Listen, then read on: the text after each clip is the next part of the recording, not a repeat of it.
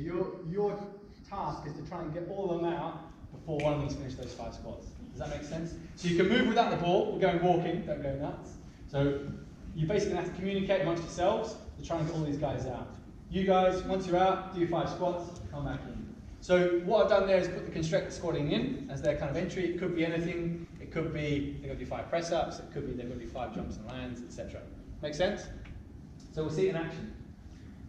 Ready, steady, go. Let's pick on somebody else. Do we get big guys? Think about hunting in packs. You want to hunt in packs. That's it, good. Yeah, good. Cool. Go and just get your 5 squats in. Yeah. You got yellow shirt.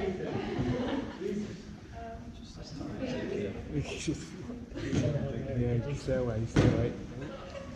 Good. Good stuff, girls. Good. You've got him calling. Yes, nice and down. Good. Smash that. Yeah. So that's a real brief example. So to give you an idea, I did that on Monday evening with probably 50 rugby players. So I just marked off a territory. It was full ball. There was no walking. It was 100 miles an hour. But that was their heart raiser. Yeah, and they loved it. And I'm talking guys, youngest 14, oldest 21. Yeah. So they get involved and they do it. As soon as you put your fun into it, obviously you can change that up. Okay, first time you get tagged with squats. Second time it's going to be press ups. Third time it's going to be jumps or whatever it is. So you can hide your movement skills in one. I'm going to get Shane, because he told me about a game yesterday that I thought was really cool. So Shane, do you want to come up and tell us about this game? Right. So it's just I do variations of tag with all my kids, because I can hit various movement skills. So it's rocket tag. So basically what I do is I get 3 or 4 people in a tag. So when you're tagged, what you've got to do is you've got to drop down into squat position. Right? Just do your best. Right? You've got to reach for the ceiling. Now the deal is you've got to get your backside below your knees, and you can't be free. Okay, Alright, so there we go. Okay, so to free her, or until it gets to save your life, come down, pressing the head down, you've got to jump and shot. Blast off. You can take. There you go. Good.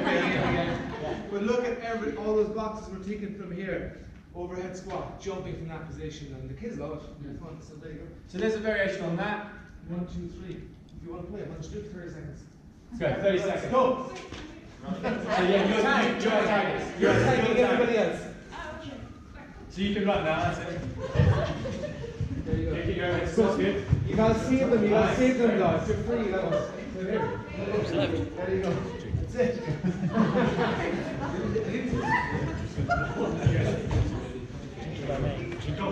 Lovely, thanks guys.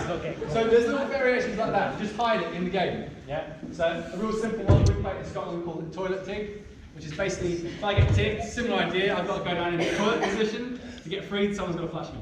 Then I'm off again. So there's all those kind of things. And imagine doing that with 10-year-olds, they love it. That kind of toilet humour. So there's those kind of raise and activate games. Yeah, so you can put those in. All you're thinking about is trying to hide those movement patterns in. So they don't even need to know what it's called. They don't even necessarily need to know. As they get older, obviously, you can say, okay, tell me about 3 key points of a squat. Oh, well, I want to keep my feet about hip width. I want to sit back and keep my chest up. Perfect. Okay, let's go. So once they get older and get the principles, then you can expand that. So that's kind of some of your heart-raising games. Another really great little one I do with a lot of the rugby guys is a quick game of knee slaps. They love that. It tends to get a little bit heated. Sometimes I play shoulder slaps, but that turns into like 12 rounds of boxing. So that's just literally opposite your partner. I'm trying to get in here. First 3 wins and we change around. So there's always little kind of variations you can do just to get moving, make it fun. It doesn't need to be laps around the pitch, which is boring as batshit. So you want to make it more interesting. So we're going to have a little look. Another variation on this one, real simple. You kind of start with one person who's a tagger. If you have the rest of your team in bibs, or like bib down the back of their shorts, and you basically becomes a massive game of last man standing. So the one tagger rips someone's bib out, and you've got a team of 2, rip the third guy's bib out, and now that team's growing until you've got one poor soul who's having to run around trying to keep their bib in the back of their shorts. So there's those kind of little games just to put heart raisers in that don't need to be boring or simple. Pretty straightforward. I'll give you guys a break. We'll pick on someone else. So you guys want to take a seat? Anyone? This one's not going to be as strenuous as that, I promise. So what we're looking at is a little bit of activation, mobilization. So only maybe 2 or 3 people, doesn't even, let's say 3 or 4, maybe 5. So you fancy having a bit of a stretch because you've been sat down all day, then come and join us. So what we're going to have a little look at now is some animal shapes and a bit of a flow. So we'll start with what we call a flow warm-up. So this one I've pinched straight from NADA, which was an institution that used to exist in Ireland, but it's changed. So we're going to sit flat on our backsides to start with. So think you've done your heart raiser. This one's a really good context of martial arts, for example, or dancing, stuff like that. We maybe a bit more in a studio setting.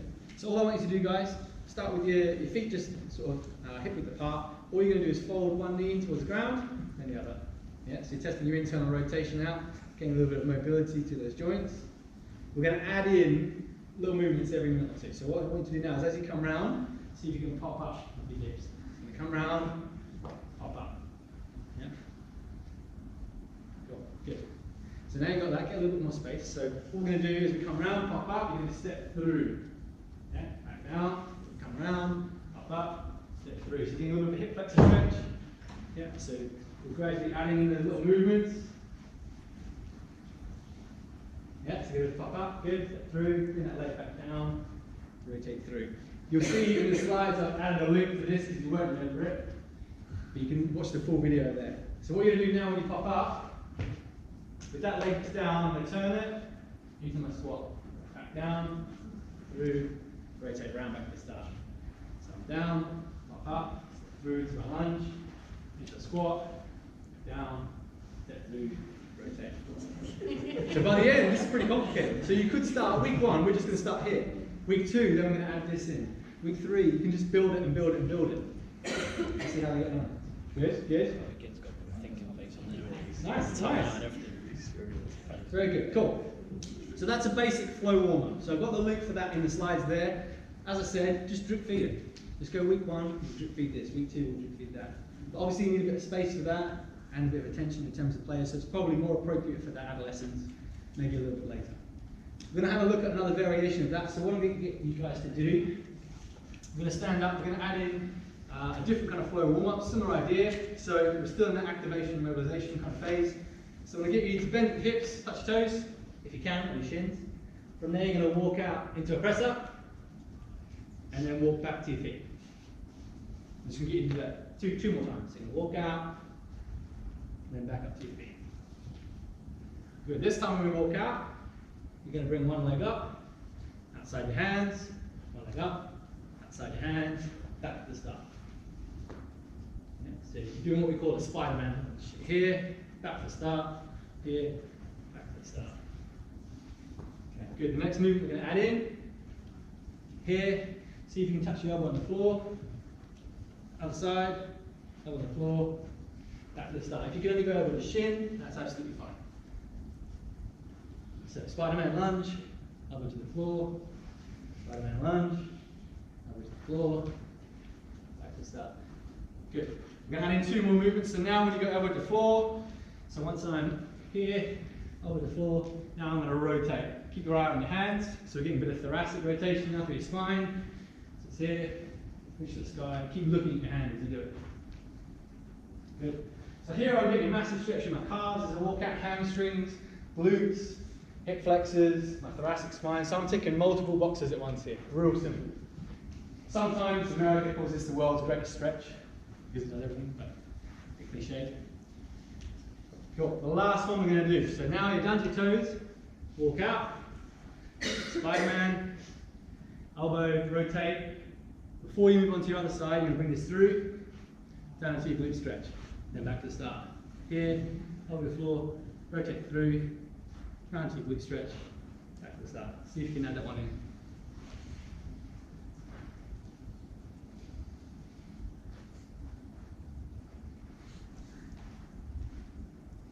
Good, nice Shane, good. Good, brilliant. Nice, well done. Come on, round of applause there.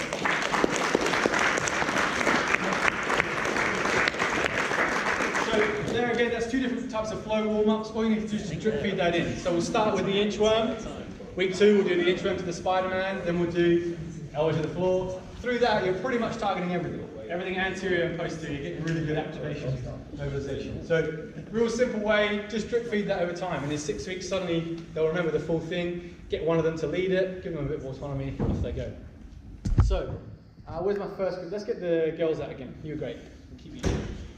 So we're going to have a look at, let's say you're working with really young kids. So that sort of thing would be appropriate because the maturity and attention, they're not going to grasp it. It's too complicated. What we're going to do is we're going to regress it, and we're going to go through some animal shapes. So we're hiding those things in animal shapes. So who's ever done a bear crawl before? Cool, yeah? Brilliant, show us. Yeah. Lovely, brilliant. So she's got her knees off the floor, back's relatively flat, bear crawl. Perfect. So what we're getting here is a bit of activation, a bit of mobilization. So all we're going to do to start with, I'll get you each, just from where you are, just do a bear crawl to the end there for me. So just 5 or 6 sort of reps if you like. Yeah, I was like, trying Lovely. So let's say you've got someone who, let me find someone, okay. Let's go. If you do a bear crawl for me this time. So now we're going to really focus on control. So what I'm going to do is I'm going to put a cone on her lower back. Her job is to keep that cone there. To do that, she has to stay parallel. So instead of saying to her, I want you to stay parallel, keep your hips level, what does that feel like? What I'm going to say is, keep that cone back. If it falls off, that's your rep done. So give it a try. So all you're going to try and do is keep that cone on your lower back. That's it, good. You see straight away the level of control is a little bit better.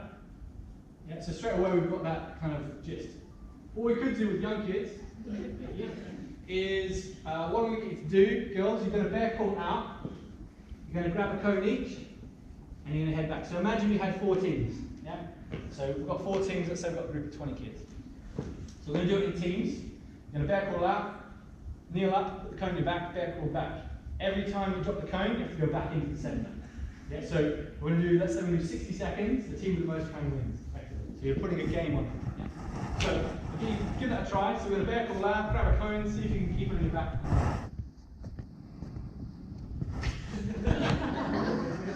So stick it on your back. Good. Can you keep it there? Good. Nice.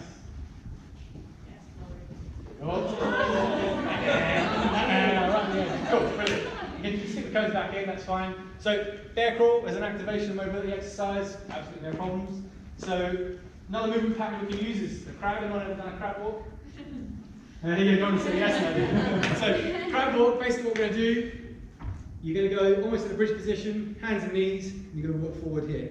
So we're looking, trying to keep those hips up. We're going to play the same game, this time when you get to the centre, cone goes in your hand, can you walk back to the start? So you've got to give that cone to your team. So give it a try.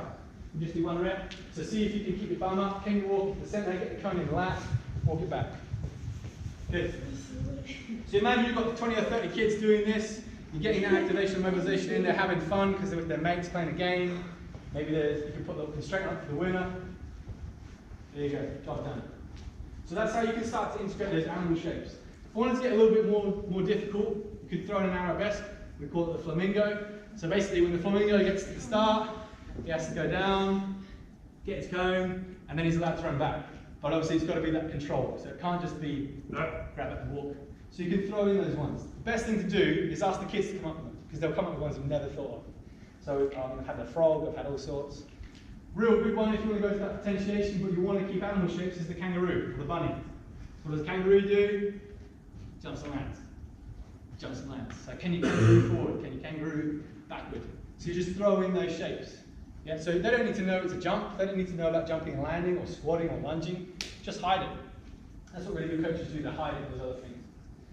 So, let's have a quick look. So now we've kind of gone through our flow warm-ups, our animal shapes. We're going to have a little look at, so another really good one, last one actually. We're going to go for a Spider-Man crawl. Has anyone ever done that before? Yeah, you don't want to say it, do you? So Spider-Man crawl, this is a good one for coordination. So say you've got your bear crawl, you've got crabs. The Spider-Man crawl, when you start, you're going to start with one hand up and the opposite knee. So I'm starting here. So as I move, I'm switching. I move and switch, move and switch. So as I move, that's my movement pattern. Again, we're trying to keep those hips low.